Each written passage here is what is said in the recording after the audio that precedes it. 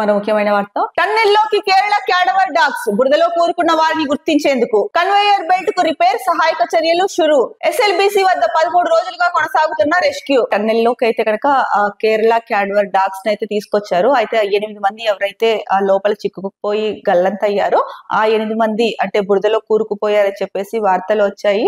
ఆ తర్వాత తెలంగాణ రాష్ట్ర ప్రభుత్వం కూడా అధికారికంగా ప్రకటన చేసింది. ఆ 8 మంది మృతి చెందారు అని చెప్పేసి.